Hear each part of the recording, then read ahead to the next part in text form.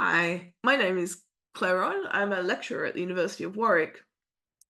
And what I wanted to talk to you about today is what tokens can tell us about the imperial image. So, tokens were issued throughout the Roman Empire in different cities. What I wanted to talk to you about today are the tokens that were created in the city of Rome. And when I say token, I mean something quite similar to the token that we have, or tokens that we have today. So think about tokens you might use at the supermarket to vote, Tesco or Asda tokens. Think about tokens you might get at German Christmas markets in exchange for sort of cups. And they're quite similar things existed in Rome. So these are kind of mostly round objects, although not always, that were used in particular contexts. So perhaps as to aid in distributions, in the context of particular festivals or events, in bathhouses, a wide variety of contexts, in fact, and tokens are issued by a wide variety of people in the city of Rome. So not necessarily the emperor, but elites and groups, cultic associations, and workers, so all different types of social classes.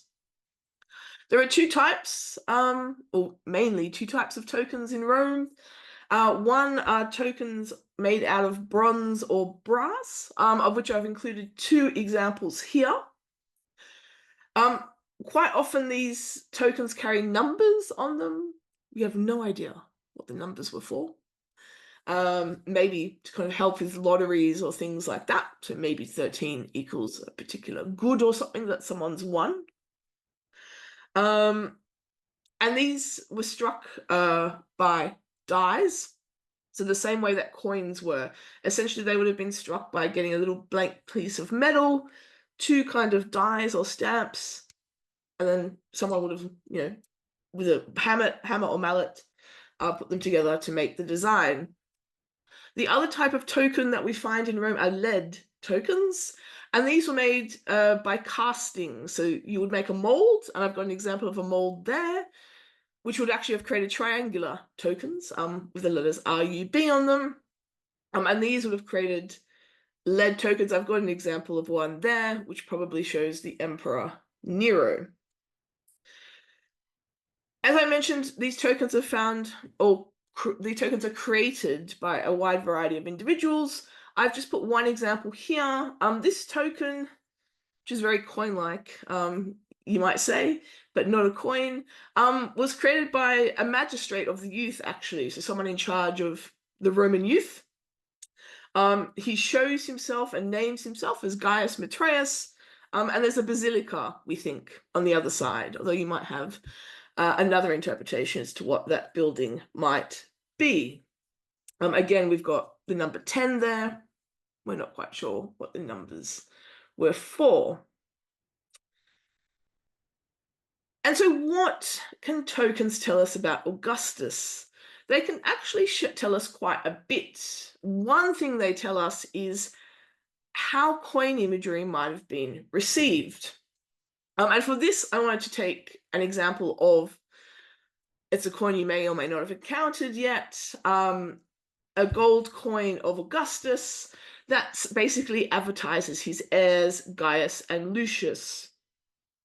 So Gaius and Lucius are shown on the reverse of the coin with shields and spears. These are the shields and spears that were granted to them by the equestrians, and which is recorded by Augustus in the Res Gestae. Gaius is shown with the Simpulum, which reflects his position as a priest or pontifex, and Lucius is associated with the Letus, which is this curved staff, which shows his position as augur. And so essentially, Augustus's heirs are shown as having, or basically being like the princeps himself. They're the leaders of the youth. And consul designate, that's cos desig in the Latin, it's abbreviated. And they're shown also with kind of priestly positions. These coins were issued in enormous quantity, in gold, in silver also, and essentially for a long period of Augustus's reign, for gold and silver coins on array and denarii, this was pretty much the only design. This is really a use of coinage to try and communicate a message to a very big population. These are the heirs. And it was produced in such quantity that we find this coin type in Germany, in Scandinavia. The gold version of this coin is one of the most common coin types we find in India. Gold coins traveled there as part of trade. And it became very well known, so well known, in fact, that barbarian tribes and those outside the empire, when they wanted to kind of make coins themselves, they could imitate the design.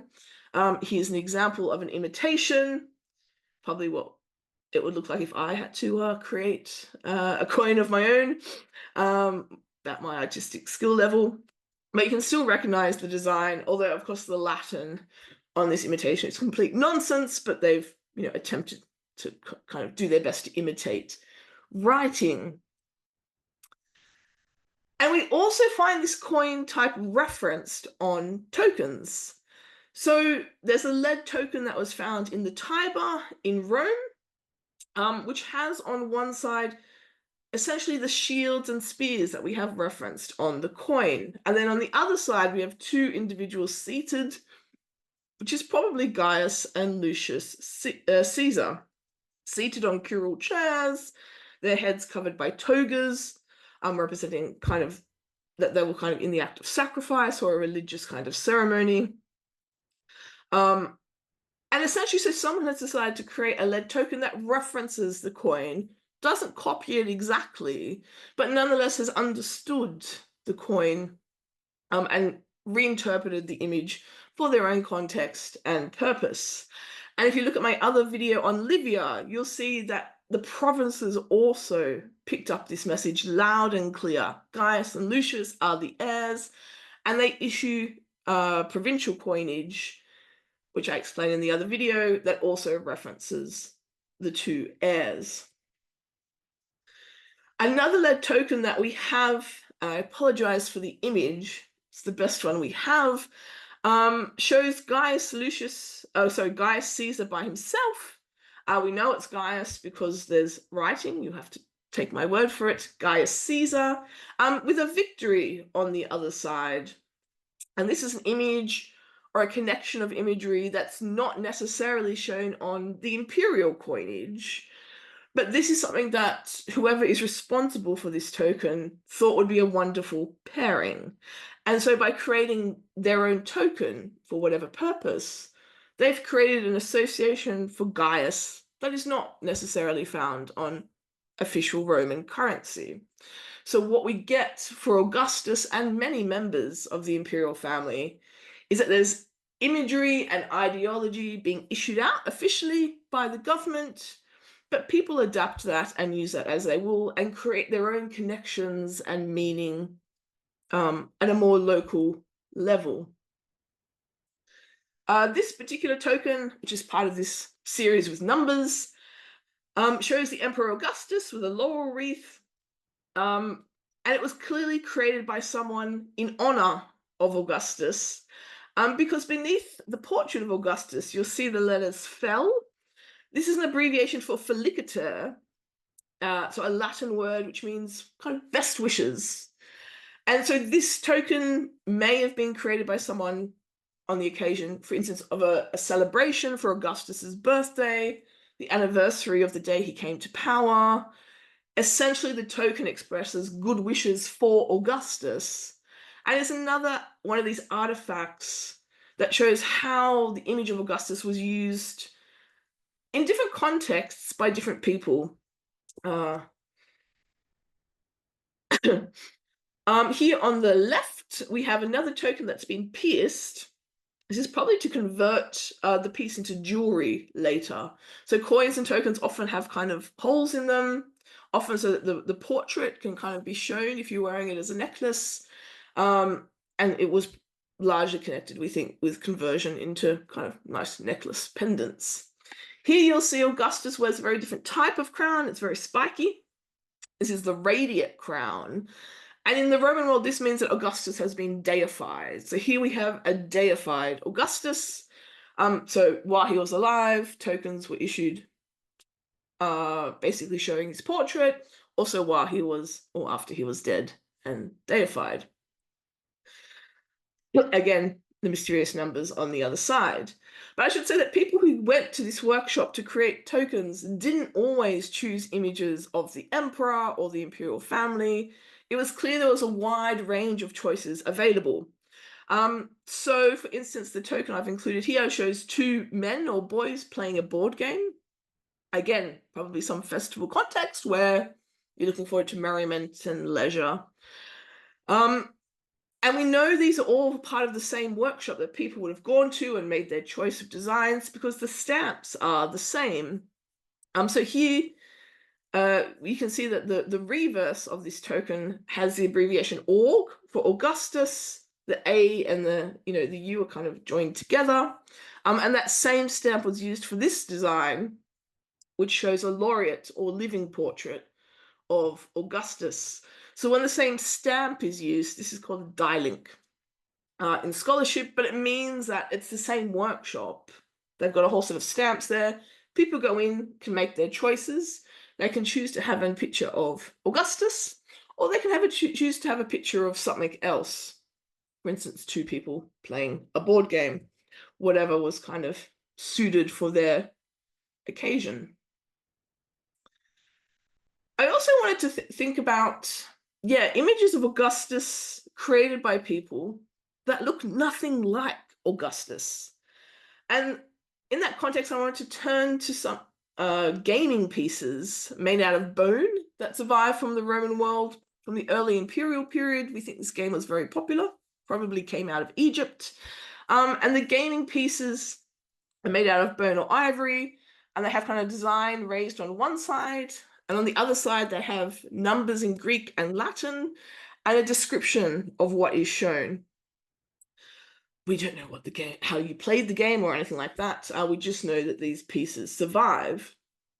And what I've got here in the black and white photo is actually a gaming piece that shows Augustus.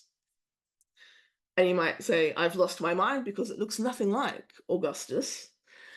But we know it's meant to be Augustus because in Greek, we have the word Sebastos, which is Augustus. And Augustus has been given the number 1, no less. 1 in Latin and alpha in Greek. And this gaming piece, which looks nothing like Augustus, calls to mind what Roman authors tell us, which is that there are a lot of imperial portraits which look nothing like the emperor. Fronto, who was the tutor to the emperor Marcus Aurelius, and they became lifetime friends, wrote a lot of letters to each other. He writes a letter to Marcus Aurelius saying, I'm walking through the streets of Rome, and everywhere I look, there are portraits of you in the shopkeepers' fronts, here, there, and everywhere. And not one of them actually looks like you, but it doesn't matter, Nonetheless, I think of you. We have another author who writes to the Emperor Hadrian saying, I'm visiting the Black Sea, and I see a statue of you. It's a very nice position, but it looks nothing like you. Maybe we should do something about this. So we need to imagine that in the Roman world, there were portraits that looked nothing like the emperor because they were created by different, classes of people, groups of people. And here we have one such portrait showing Augustus. And this gaming piece was found as part of a broader set, actually, in a child's tomb in Kerch. So you can see we've got Augustus, who's given number 1. And we've got Zeus and actually a lot of kind of references to Alexandria and Egyptian buildings. This is why we think this game originated in Egypt. But whatever the game was, the portrait of Augustus and Augustus's image would have been used as part of this game, along with heads of the gods, suburbs of Alexandria. And I think it offers a way of understanding how Augustus's image was used That's very different, actually, to what we might think about when we think about the Prima Porta statue, for instance. So, to kind of sum up this brief video, we have different images of Augustus that were created by different groups. So some might have been created by the imperial government, the official image of Augustus as per his authority. But we have other creations of Augustus by other people in Rome and elsewhere, actually, and sometimes with very differing skill levels. I know I've talked about the tokens that show Augustus here, but what I want to highlight actually is that most tokens don't show the emperor or the imperial family. Other motifs, for instance, Fortuna, were more popular. So there are also areas of the Roman world, essentially where you might want to choose another design other than the imperial image. I also wanted to say, if you want to know more about Roman tokens, we have an online exhibition at the Hunterian Museum, The Roman World in 10 Tokens, which you can click on the link here. You'll be taken to a website which has the introductory narrative, and if you click on related items, you'll be shown a list of kind of items and tokens in the exhibition, including a bad portrait of the Emperor Nero. If you want to continue your study of bad imperial portraits, there's another one right there. I hope you enjoy learning more about tokens and that you've got a little bit of food for thought in thinking about Augustus as well.